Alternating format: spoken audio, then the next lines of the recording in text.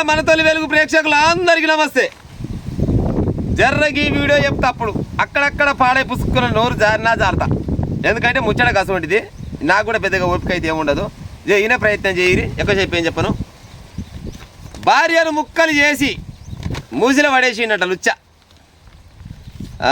5 నెలల గర్భిణి అతమార్చిన భర్త.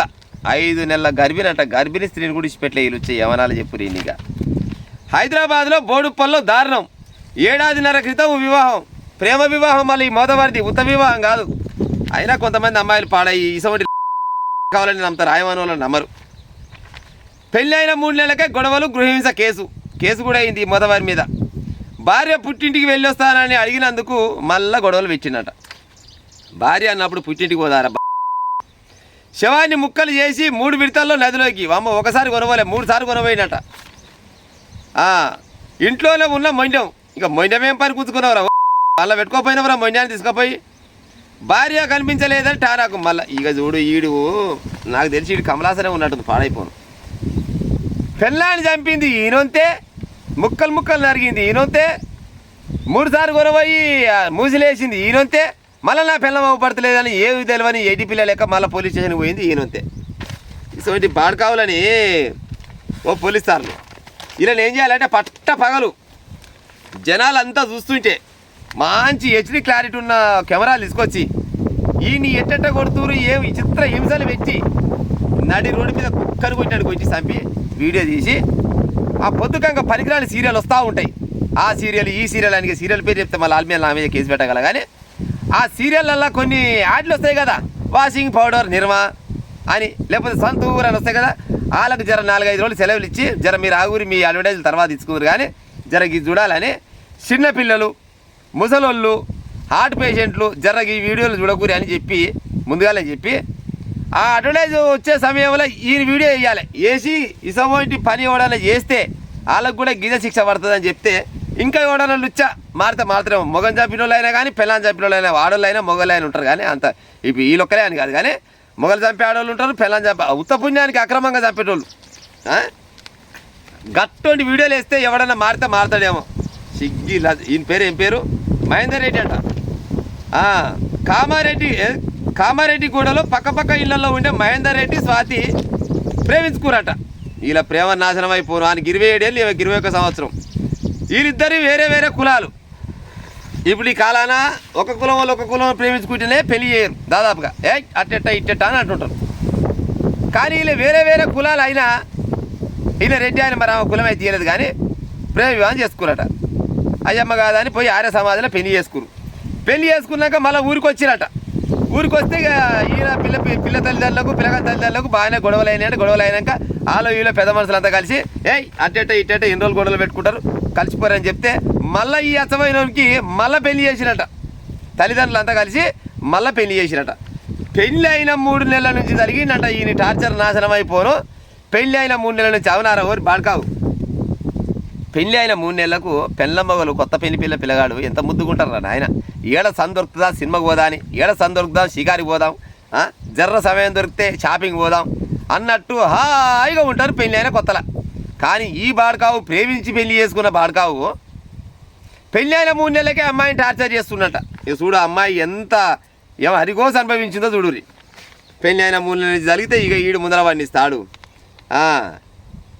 అయితే ఈమె గర్భవతి అయిందట. 5 నెలల గర్భవతి అయిందట. ఇక ఏదైనా కానీ అది ఆగుతుందా? 5 నెలల గర్భవతి అయింది. 5 నెలల గర్భవతి అయితే నేను ఎట్లా చేసి జర మా ఇంటికి పోతా.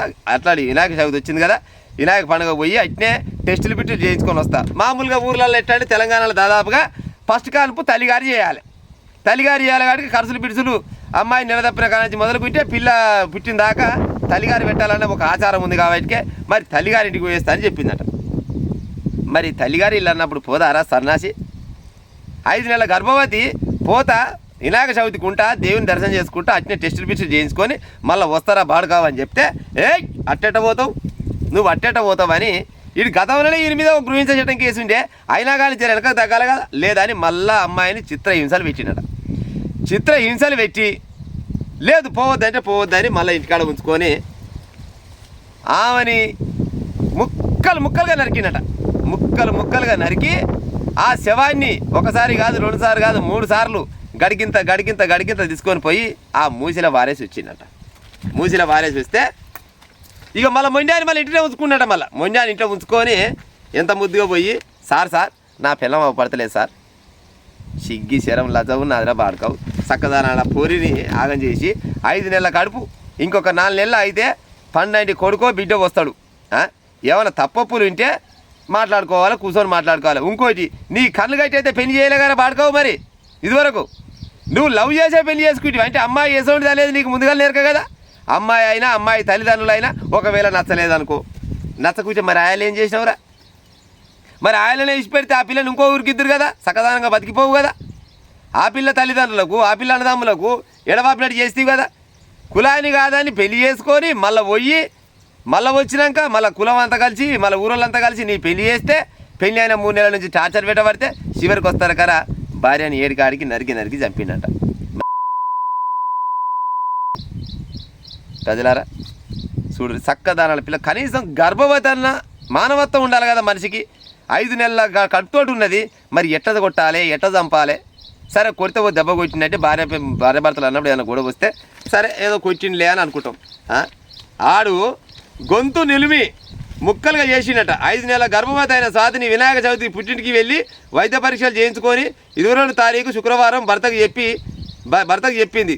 ఇందుకు మహేందర్ రెడ్డి ఒప్పుకోకపోవడంతో ఆ రోజు రాత్రి ఇరువురి మధ్య వాగ్వాదం జరిగింది. మరుసటి రోజు శనివారం ఆగస్టు 23 ఉదయం 11 గంటల వరకు స్వాతి నిద్రలేవలేదు. అయితే భార్యను అడ్డు తొలగించుకోవాలని నిర్ణయించుకున్న మహేందర్ ఉదయం 11:30 గంటలప్పుడు ఇంటి నుంచి బయటికి వెళ్ళి సాయంత్రం 4 గంటలకు తిరిగి వచ్చారు. వచ్చేటప్పుడు ఓ ఎక్సెల్ బ్లేడ్ కొనుగోలు చేసుకొని తీసుకొచ్చుకున్నాడు. ఈ బాడుక ఎక్సెల్ బ్లేడ్ కొనుక్కొచ్చుకున్నాడు, ఆ ఇంట్లో దాచిపెట్టాడు. వెంటనే పథకం ప్రకారం భార్యతో గొడవ ప్రారంభించి ఆమె గొంతు నిలిపి చంపేసాడు. అనంతరం భార్య మృతదేహాన్ని మంచంపై పడేసి ఎక్సెల్ బ్లేడ్ తోటి ముక్కలు కోసి తల కాళ్ళు చేతులు మొండెం వేరు చేసి ప్లాస్టిక్ కవర్లో కట్టి మూట కట్టి మొండెంను మాత్రం ప్లాస్టిక్ కవర్లో కప్పి ఒక దిండు లెక్క ప్యాక్ చేసి పక్కన పెట్టుకుంటే నీ ఆలి ముండమయ్య గారా పోరి ఎంత బాధపడ్డదో. ఎక్సెల్ బ్లేడ్ తోటి కరకర కోసి కాళ్ళు అలాగా చేతులు అలాగా మొండెం అలాగా 7 దాడ చేసి మొండాన్ని దిండు లెక్క పెట్టుకున్నట, మెత్త లెక్క పెట్టుకొని పక్కకు పెట్టుకున్నట. గిసబోటి సైకోలని సారు తెలంగాణ గవర్నమెంట్ రేవంత్ రెడ్డి గారు పోలీసు వాళ్ళు మీకు పాదాభివందనాలు చేస్తే గిసోంటి కొడుకుని ఈయనసోంటి సాగు ఎవ్వరికి ఉండకుట్ట ఈయనకి ఆయమన శిక్షేసి ఉపాయం చేయరు సార్. ఇసోంటి వాళ్ళని చూస్తే వాళ్ళని పెళ్లి చేసుకోవాలని చేసుకోకుండా పాపం 5 నెలల గర్భవతి ఎంత బాధ అనుభవించి ఉండొచ్చు. ఆ బాధ అంతా వీడు అనుభవించాలంటే ఈయన్ని కఠినంగా శిక్షించి ఉరి శిక్ష చేస్తే ఒకసారి పోతారు సార్. ఈయనకి మంచి తేజకాలం చూడు సార్, ప్లీజ్ నా మాట మమ్మల్ని కాలు మొక్తా. తేజకాలం చూసుకోరి, ఉప్పేస్తే కాలం చేస్తుంది పాడైపోను. తేజకాలం తీసుకొని మంచిగా ఇటువంటి కర్ర తీసుకోరు సార్. కర్ర తీసుకొని ఈ కర్ర మొత్తానికి తేజకాలం పోసి అని లోపడేసి మొత్తం బట్టలని ఉడబీకురి. ఇక ఆ తేజకాలంతో ఆయనకి పని చెప్పురి, అట్ట వారం రోజులు చెప్పురి, సస్తిని కాలు మొక్తా. మళ్ళీ మనిషి పుట్టుబడే పుట్టాను నేను ఇక ఈ భూమి మీద ఉండనని అనేటట్టు చేసి జర్ర దాన్ని లైవ్ పెట్టి ఉపాయం చేయరు సార్. ఇంకోటికి ఇసోటి పని చేయడు పాపం. ఆ అమ్మాయిని చంపేటప్పుడు గర్భవతి అయినప్పుడు ఎంత బాధ అనుభవించవచ్చు. వాడు చంపి ఆ ముక్కలను తీసుకొని పోయి మూసిలంట గడికొకటి, ఓసారి కాళ్ళు, ఓసారి చేతులు, ఓసారి తలకాయ మొంజాన్ని పక్కకు పెట్టుకొని కవర్లు కప్పుకొని మెత్త కవర్ లెక్క పక్క పెట్టుకున్నట్టు ఇసోటి సైకో బాడుకావులు ఉన్నారు సార్.